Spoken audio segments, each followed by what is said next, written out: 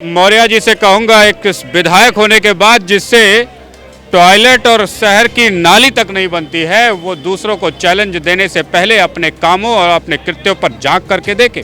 Primary school की 4 ईंट भी रखने की जिसकी औकात नहीं, वो धीरेन्द्र शास्त्री को किस हैसियत से चुनौती दे रहा है। मैडम, स्वामी प्रसाद मौर्य सबसे बड़ा दोगला है। नमस्कार, मैं शालिनी झा और आप देख रहे हैं सौगंध टीवी। स्वामी प्रसाद मौर्य समाजवादी पार्टी के नेता लगातार अपने बयानों के वजह से इन दिनों सुर्खियों में बने हुए हैं।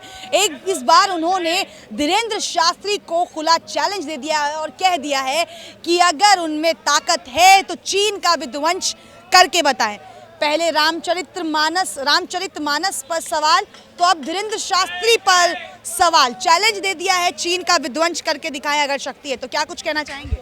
उत्तर प्रदेश के मौर्य जी से कहूँगा एक विधायक होने के बाद जिससे टॉयलेट और शहर की नाली तक नहीं बनती है, वो दूसरों को चैलेंज देने से पहले अपने कामों और अपने कृत्यों पर झांक करके देखे। एक विधायक होने के नाते उत्तर प्रदेश का मैं पूछना चाहता हूँ, आपके क्षेत्र में तो नाली तक नहीं बनी, सड़क तक नहीं बनी, प्राइमरी स्कूल की 4 ईंट भी रखने की जिसकी औकात नहीं, वो धीरेन्द्र शास्त्री को किस हैसियत से चुनौती दे रहा है। तो कौड़ी के नेताओं को मैं कहूँगा, अपनी राजनीति की खिसकती हुई जमीनों को देख करके तुमने अपने ही भाइयों को तोड़ने का, उन्हें अलग करके राजनीति की रोटियां सेकने का जो ये दुस्साहस जुटाया है, इसे चुल्लू भर पानी में डूब मरो। और तुम्हारी जैसे नेता की उत्तर प्रदेश को मैं समझता हूं कोई जरूरत नहीं है। पूरी दुनिया में सनातन संस्कृति का डंका बजता है। पूरी दुनिया में स्त्रियों की पूजा अगर किसी धर्म में की जाती है तो वो सनातन संस्कृति है, वो जैन संस्कृति है, वो बौद्ध संस्कृति है, वो सिख संस्कृति है, और यही सनातन है विश्व का जो भारत में दिखता है। इससे बेहतर धर्म, इससे बेहतर व्याख्या, इससे बेहतर आस्था, इससे बेहतर मानव का सम्मान, मानव संस्कृति का सम्मान अगर किसी जगह आपको मिलता है तो मुझे बताइए मौर्य जी, उस धर्म को आप अपना लीजिए, उस देश में चले जाइए और देख कर आइए क्या स्थिति है। जिन स्त्रियों को लेकर के, जिन आप पिछड़े वर्गों को लेकर के बात कर रहे हैं, भारत में महाराणा प्रताप जैसे योद्धा के साथ भीलों का जो संबंध है, देखने के बाद आपको अचरज होता है कि ऐसा मातृभूमि का संबंध, मिट्टी का राजा के साथ एक दलित भील का संबंध जो उसको गले लगाता है। राजा भील की भाई भाई कहने का जो परंपरा है वो भारत की भूमि पर है। तुम्हारे जैसे ओछे नेताओं को ऐसी नीतियां, ऐसे संदर्भ, ऐसे उत्कृष्ट उदाहरण देखने को नहीं मिलती। जहां राजा लड़ रहा था वहीं भील भी समाज के लिए, अपने राष्ट्र की सम्मान के लिए लड़ रहा था। उसने कभी ऐसे प्रश्न नहीं उठाए।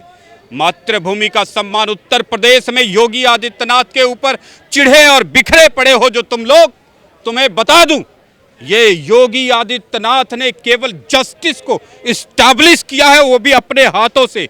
जिस दिन ये जस्टिस उत्तर प्रदेश में न्यायालयों में बैठे जजों के माध्यम से इस्टेब्लिश होने लगेगा, उस दिन सोने की चिड़िया बनाने की ताकत तो अकेले उत्तर प्रदेश की है, बाकी राज्यों की तो बात ही छोड़ दो। और ये कार्य इसी कार्यकाल में होना चाहिए।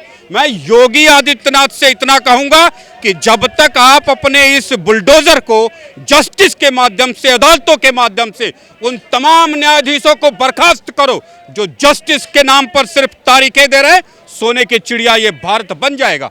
उत्तर प्रदेश में मौर्य के कार्यकाल में कौन सा 30 मार्का डेवलपमेंट हुआ? एक विधायक होते हुए भी आज दर दर की ठोकरें खाने के लिए मजबूर क्यों हो गया ये मौर्य? क्या हो गया बहन मायावती का? क्या उन्होंने कुकृत्य किए? किस तरीके की लूटपाट, किस तरीके की रिश्वतखोरी, टिकट की बिक्री की?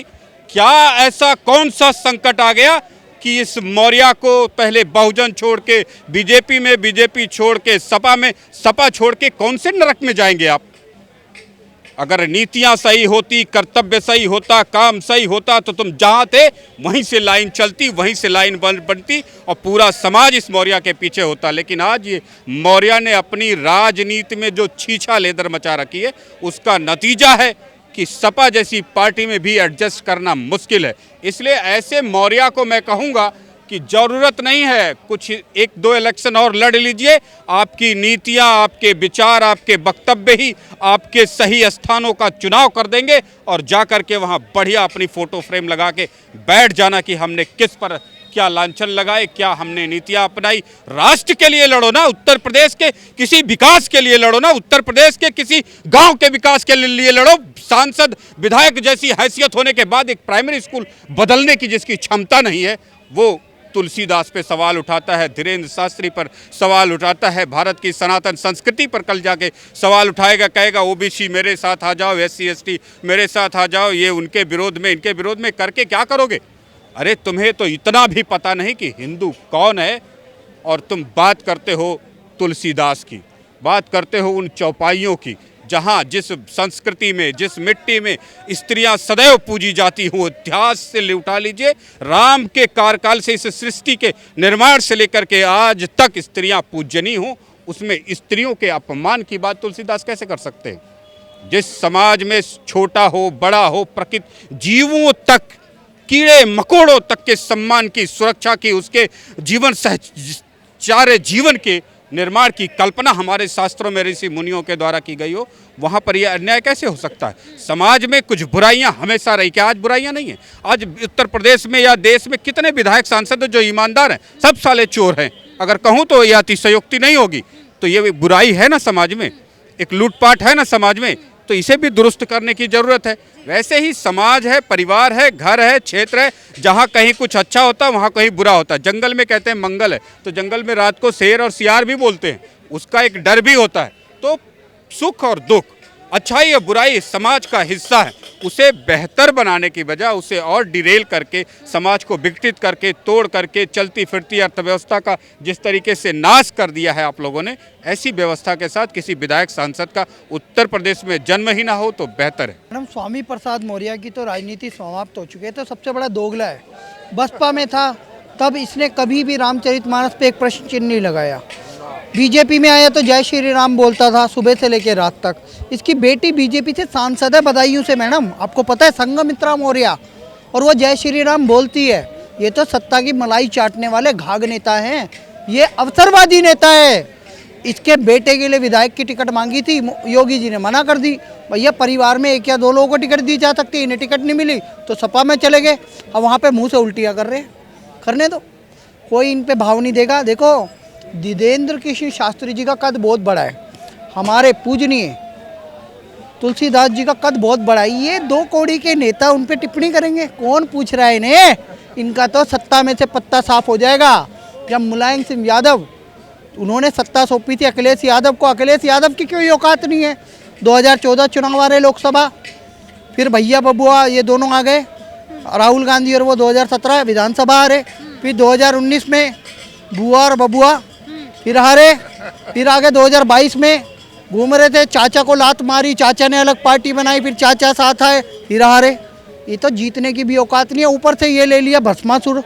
अब वो इन्हीं के हाथ रख के बैठा हुआ है अखिलेश यादव के सर पे, भस्म कर देगा समाजवादी पार्टी का नाम, समाप्तवादी पार्टी हो जाएगा। आज से मैं बता रहा हूँ, ये समाप्त हो जाएगा, इनका अस्तित्व समाप्त हो जाएगा। एक बात और मैडम बोल देता हूँ आपके चैनल के माध्यम से कि धीरेन्द्र कृष्ण शास्त्री जी ने जो कहा है अखंड भारत भी बनेगा हिंदू राष्ट्र के बाद, तो साथ में सुर मिलाया भारत के भावी प्रधानमंत्री योगी आदित्यनाथ जी ने। उन्होंने कहा भारत का पहला धर्म, मूल धर्म सनातन धर्म है, और भारत का राष्ट्रीय धर्म सनातन धर्म है। एक बात और भी कही है योगी जी ने, उन्होंने कहा मुझे अखंड भारत चाहिए। बालाजी महाराज अगर हिंदू राष्ट्र की मांग पूरी कर देता, अखंड भारत चाहिए मतलब अफगानिस्तान भी, पाकिस्तान भी, बांग्लादेश भी चाहिए, श्रीलंका सब, नेपाल सब चाहिए। और सुनो, ये होगा सच्चा। आज योगी जी ने एक चैनल पे माध्यम से बोला है कि पाकिस्तान चाहे तो भारत में विलय कर ले, हम मार पीट के सुधार देंगे, और समय आ गया है भारत को अखंड भारत बनाने का और हिंदू राष्ट्र बनाने का, और ये बन के रहेगा। तो सुना आपने क्या कुछ कहा है इन लोगों ने, जिस तरीके से स्वामी प्रसाद मौर्य के बयान को उन्होंने गलत बताया है, और उसको लेकर जो है कहा है कि जिस तरीके का ये बयान दे रहे हैं, ऐसे में समाजवादी पार्टी के लिए आने वाला वक्त जो है वो काफ़ी बुरा और ख़राब होने वाला है। वीडियो में फिलहाल इतना ही, हाजिर होंगे एक नए मुद्दे और एक नए वीडियो के साथ। देश और दुनिया की तमाम बड़ी खबरों के लिए आप हमारे चैनल सौगंध टीवी को लाइक, शेयर और सब्सक्राइब करें। मुझे दीजिए इजाज़त। कैमरा पर्सन पंचानन के साथ शालिनी झा, दिल्ली, सौगंध टीवी। आप देख रहे हैं सौगंध टीवी, सौगंध वतन की।